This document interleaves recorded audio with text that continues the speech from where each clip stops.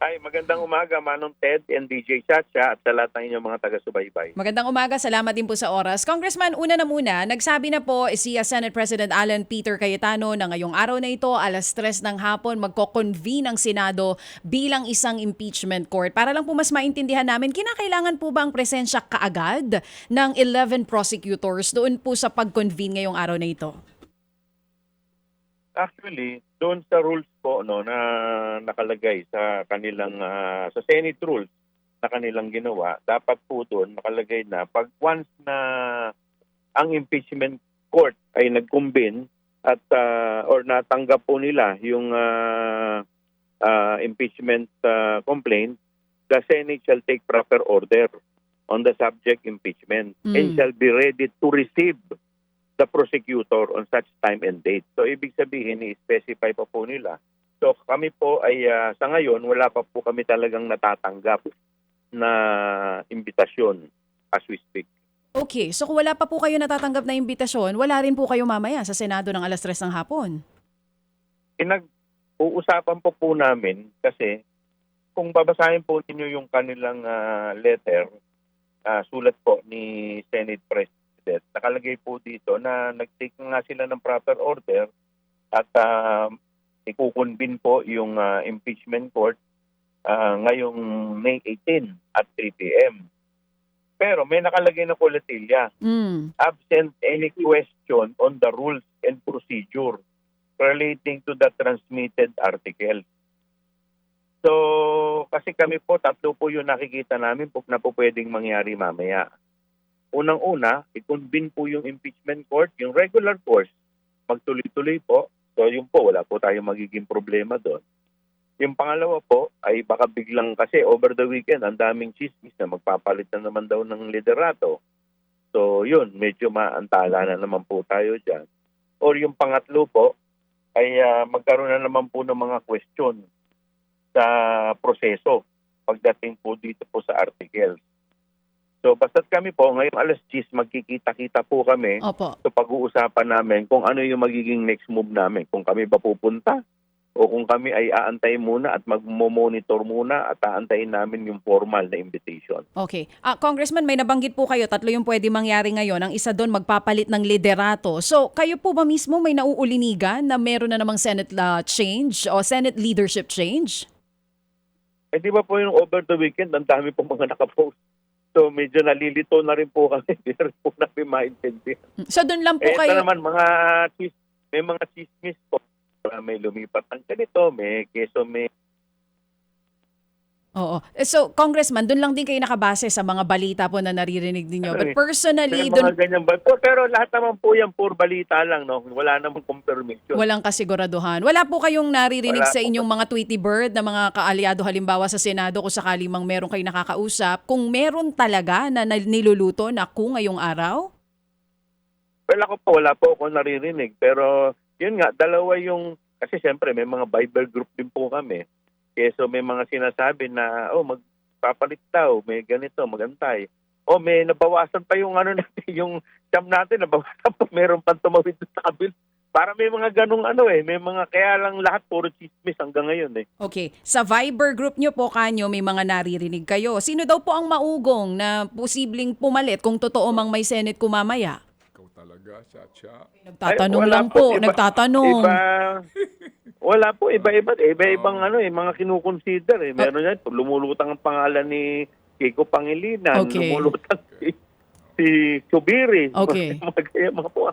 Oo. So yun po naririnig nyo, Kiko at Zubiri. Pero sige, sir, balikan natin yung impeachment ni VP Sara. Kung sakali man, nasabi nyo dun sa invitation walang malinaw kung dapat nandoon kayo, pero hindi rin malinaw kung ang 11 prosecutors may desisyon na kung pupunta kayo sa Senado. Ngayong alas 10 po, pag-uusapan po. Magmi-meeting po kami ngayong alas 10. Okay. Kaya on the way na po ako sa Congress.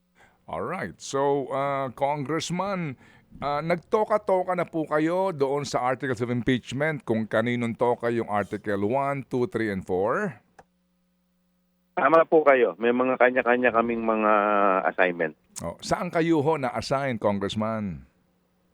3 po yung sa Ill-Gotten Wealth, sa confidential fund Mhm. at saka sa bribery.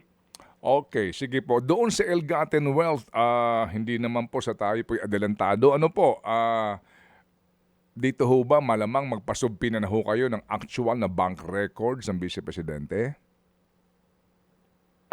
Kinukonsider po yan. Okay, opo. Naunawaan po namin po, no? Kasi nga ito ho ay dapat ng, kumbaga, mahirap din po naman na inyong i-anunsyo, ika nga, ang inyo pong mga balakin. Pero sa ngayon pa lang po, Congressman, na inyo pong paghahanda, meron na ba kayong katulong na mga private lawyers? Kasi nga po, wala kayong practice di po ba? So meron na ho ba kayong, Tama po kayo. meron na ho ba kayong na-top na law firm para tumulong po sa inyo? May mga nag-volunteer po. So, pero ngayon po, pina-finalize na po namin. Siguro within the week po, baka matapos na po. Kasi, siyempre, ibebet nyo pa rin po yan. Titignan nyo, baka mamaya may mga political leaning.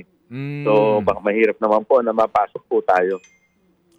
Okay, opo. Pero kumbaga wala pang confirmation kung sakasakali kasi baka magkaroon kayo ng May mga ilan... Mhm. May mga ilan na po kami talaga na-confirm na, pero as of now, hindi pa po pwedeng i-divulge unless kumpleto na po siguro. Okay, sige. Kapag ho ba ganyan, yung budget po ba niya sa manggagaling? Yung bayad po sa mga law firm na ito? Marami po kasi dito mga volunteer. Meron pa rin po dito. In fact, pati yung sa flag, yung free legal assistance ay mga nagbo-volunteer. Mhm. Actually, dumami po yung volunteer nung nangyari yung sa second hearing, yung sa committee level. So doon po marami ang mga nagbo-volunteer. Meron ba kayong volunteer ng mga dating Supreme Court Justice para ika nga, abogado di Batingaw? Parang wala pa yata ngayon. Wala pa masyado. Opo. O sige. So Congressman, pero in case po na meron kayong mga babayaran, saan manggagaling ang pera ng Kamara kung sakali po, Congressman? Ay, hindi ko pa po napag-uusapan yan dahil meron din po yatang in charge para sa may kanya-kanyang division yan Siyempre, may mga mag-handle, may mga manager po. So, pag na-finalize na po lahat, yung Okay. kanya-kanyang toka, Opo. doon pa lamang po malalaman. Sige. So habang magiging abala kayo, Chairman Congressman Joel Chua, no, kayo Chairman ng Committee on Good Government, di po ba? Tama po kayo. Opo. So kung kayo po'y abala dito po sa impeachment trial, paano po ang inyo pong regular na komite na obligado rin po mag-imbestiga tungkol po sa mga malfeasance, misfeasance, nonfeasance po ng mga government officials?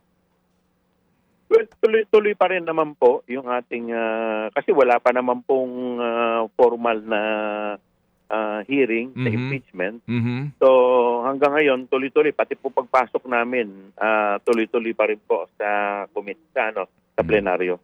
Okay. Sige po. Kasi nga, baka po maantala din yung iba't ibang mga komite Opo. na hinahawakan po ng mga prosecutors. Opo. In any event, Manong Ted, marapit na rin kasi mag-recess Sinidje. Mhm. So, mag-adjourn na kami Sinidje. So, anytime soon yan Sige po. So kami po ay aantabay mamaya kung ano pong development nga in the Senate at sa inyo rin pong gagawin pagpupulong. Pero sa ngayon po, ano ba ang instruction sa leadership po ng Kamara? Kasi nga, alam nyo, Congressman, hindi man po sa di ba, sa pagpala sa inyo, parang iba ang image ngayon ng House kumpara sa Senado. No? May mga nagkukumpara na mukhang dati-rate ang image ng Kamara pagkagulo, doon na lang po sa botohan na ginawa ninyo, mukhang maayos po naman so far. Ano ho bang instruction sa inyo dito po sa paghawak po ninyo sa impeachment trial at sa kabuuan po ngayon na imahe ng Kamara? Well, so far, tuloy-tuloy pa lang po kami. Kasi kung maalala po ninyo, last week lang naman na-finalize yung members ng or yung bubuo ng panel. So, and then after that, nung Thursday, wala na pong session at saka nung Friday. So, sa ngayon, lahat puro mga kwentong barbero pa lang ang naririnig natin. Wala pa talagang official na pag-uusap sa lahat. Pero ngayon, officially magkikita-kita kami dahil over the weekend, may mga messages nga na ito nga, yung binabanggit ko po ng mga lumalabas, na mga possibilities na mangyayari. So kailangan paghantaan din po namin, pati po yung mga possible na mga legal obstacles po namin. Okay, sige po. So salamat po na marami, Congressman, at muli ho kaming tatawag sa inyo para po kayo makapagbigay po ng update po sa ating mga kababayan. Salamat po, Congressman Joel. Maraming salamat, Manong Ted. Mabuhay po kayo. Thank you. Maraming salamat. Thank you. Ang kinatawan po ng Manila, Congressman Joel Chua, dito po sa isyong ito. Mga kapatid, patuloy po kayong tumutok sa 105.9 True FM para sa totoong balita, impormasyon, music and entertainment. Mag-subscribe sa aming YouTube channel at podcast at sundan nyo kami sa Facebook, Instagram, X at TikTok sa True Network PH. Bisitahin din po ang aming official website, truefm.ph. At panoorin din kami sa True TV Signal, Channel 19. Kami po ang 105.9 True FM. Laging true sa'yo, kapatid.